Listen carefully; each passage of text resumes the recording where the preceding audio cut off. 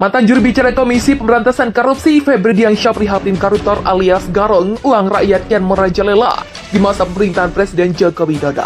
Hal itu terindikasi dari turunnya angka indeks persepsi korupsi di Indonesia turun 3 poin.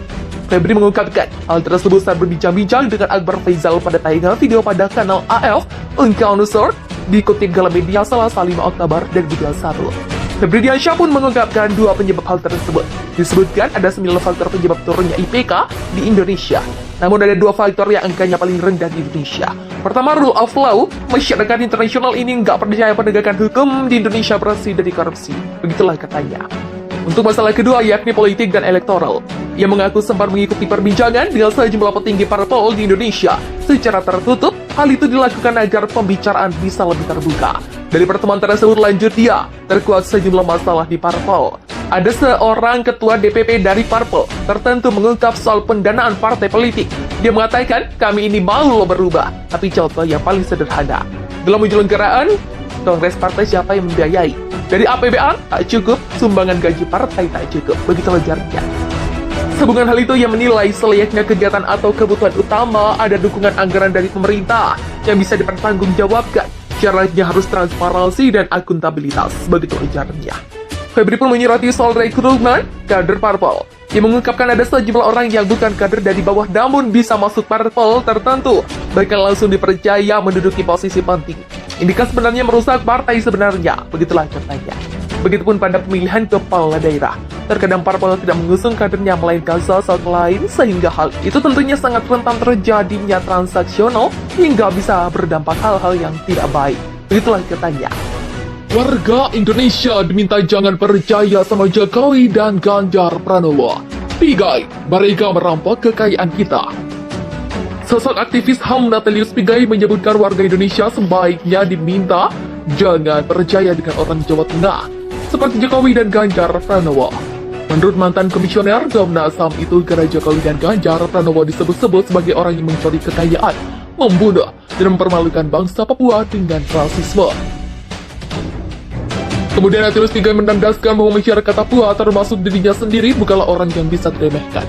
Jangan percaya orang Jawa Tengah, Jokowi dan Ganjar, mereka merampok kekayaan kita. Mereka bunuh rakyat Papua, injak-injak harga diri bangsa Papua dengan kata-kata rendahan rasis, monyet dan sampah. Kami bukan rendahan, kita lawan ketidakadilan sampai titik darah penghabisan. Saya penentang ketidakadilan, tulis Natalius Pigai. Dilansir dari kabar besuki dari Twitter @NataliusPigai2, Natalius Pigai juga menekankan bahwa dia akan terus melawan ketidakadilan sebanyak mungkin. Ceritanya soal orang Jawa Tengah itu rupanya mengundang berbagai komentar yang cukup kontroversial. Warga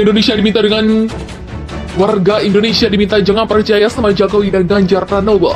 Pigai, mereka merampok kekayaan. Kita Twitter @NataliusPigai2. Ada yang pro kontra dengan cuitan tersebut, namun disampaikan dengan kalimat yang cukup baik. Saya tidak setuju pada bagian rasisnya pasif. Jangan generalisasi Jawa meski selama ini masyarakat Jawa lah yang paling menikmati kekayaan Indonesia. Orang Jawa banyak juga yang lurus. Tapi memang gaya pencitraan macam di video ini memang menggelitik.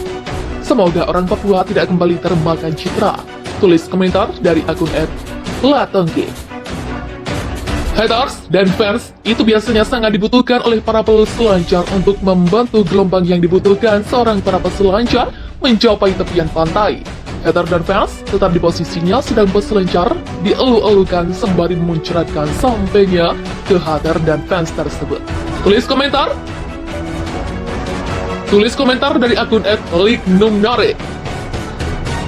Saya orang Jawa Tengah Pasir, saya juga menentang ketidakadilan. Tapi janganlah mengecap jangan percaya orang Jawa Tengah. Saya berteman baik pula sama mahasiswa asal Papua di sini. Kita saudara, jangan sampai terpecah belah. Tulis komentar dari akun @ahmadwahyudipu1. Jokowi baru melintas mama Papua. Udah ada yang tersenyum, tapi kalian lupa kekayaan Papua dikuras habis. Ada pejabat menikmati untuk diri sendiri, ada juga dibagi-bagi. Kalian malah diam. Tulis komentar dari akun @sikam9. Beber 5 alasan Jokowi harus mundur. Rizal Ramli, saya minta Mas ngaca supaya tahu diri. Pakar ekonomi Rizal Ramli terus menyarankan agar Jokowi segera mundur dari jabatannya sebagai presiden. Hal itu kembali disampaikan dalam sebuah perbincangan dengan Refli Harun, dikutip Kamis 23 September 2021. Memang saya minta Mas Jokowi supaya ngaca, supaya tahu diri, karena kinerjanya payah banget, kata dia dikutip Hops.id. Adapun Rizal Ramli mencatat ada 5 alasan kuat mengapa Jokowi pantas mundur sebagai Presiden RI. Pertama, kata Rizal Ramli, terkait ekonomi Indonesia yang sudah makin rusak saat pandemi. Dia bilang sebelum pandemi saja ekonomi RI sudah karut-marut. Ini tambah parah setelah menghadapi pandemi. Dan itu bukan bualan semata, karena argumentasinya bisa dipertanggungjawabkan lewat angka-angka. Alasan kedua, Jokowi dinilai tidak mengembangkan demokrasi. Justru sebaliknya, malah membuat mundur demokrasi di tanah air. Kita dari dulu kan pro-demokrasi, dia bikin demokrasi mundur. Kembali lagi KKN dan semangat otoriter, begitulah katanya. Sedangkan faktor ketiga, dia terbukti gagal melawan korupsi, karena sudah membuat lemah KPK, termasuk memberikan banyak diskon hukuman pada pelaku korupsi. Rizal Ramli lantas melanjutkan analisanya, mengapa Jokowi layak mundur. Di faktor keempat, dia menilai Jokowi telah gagal meningkatkan kesejahteraan rakyat. Dan terakhir, gagal memberangkatkan rakyat naik haji 2 tahun berturut-turut. Saya dapat amanah senior di Jogja. Beberapa tahun yang lalu saat berkunjung ke sana, dia titip isu ini ke saya sampai nangis. Dia bilang, dia itu Jokowers. Tapi kesal dengar dana haji dipakai ke yang lain-lain, padahal kan itu dananya umat. Jadi masih ingat momen itu. Dia juga bilang Jokowi terlihat sangat berpihak pada orang kaya ketimbang rakyat miskin. Ini bisa terlihat dari upayanya yang selalu menekan pajak ke bawah, tapi melayani orang kaya. Mulai dari royalti, batu bara dibikin 0%, pengusaha bebas, pajak 20 tahun, sedangkan pendidikan dipajaki, dan sebagainya. Makin lama Jokowi di sana, beban rakyat dan warisan negara akan makin kompleks, karena hanya akan meninggalkan beban luar biasa. Lebih baik mundur, begitulah katanya.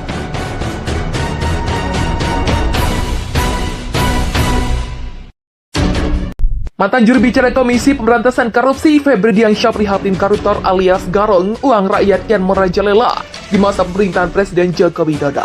Hal itu terindikasi dari turunnya angka indeks persepsi korupsi di Indonesia turun 3 poin. Febri mengungkapkan hal tersebut saat berbincang-bincang dengan Akbar Faisal pada tayangan video pada kanal AF Uncounter dikutip dalam media Selasa 5 Oktober 2021. Febri Diansyah pun mengungkapkan 2 penyebab hal tersebut. Disebutkan ada 9 faktor penyebab turunnya IPK di Indonesia. Namun ada 2 faktor yang angkanya paling rendah di Indonesia. Pertama, rule of law. Masyarakat internasional ini nggak percaya penegakan hukum di Indonesia bersih dari korupsi. Begitulah katanya. Untuk masalah kedua yakni politik dan elektoral. Ia mengaku sempat mengikuti perbincangan dengan sejumlah petinggi parpol di Indonesia secara tertutup. Hal itu dilakukan agar pembicaraan bisa lebih terbuka. Dari pertemuan tersebut lanjut dia, terkuak sejumlah masalah di parpol. Ada seorang ketua DPP dari parpol tertentu mengungkap soal pendanaan partai politik. Dia mengatakan, kami ini mau berubah, tapi contoh yang paling sederhana. Dalam penyelenggaraan kongres partai siapa yang membiayai? Dari APBN tak cukup, sumbangan gaji partai tak cukup, begitu ujarnya.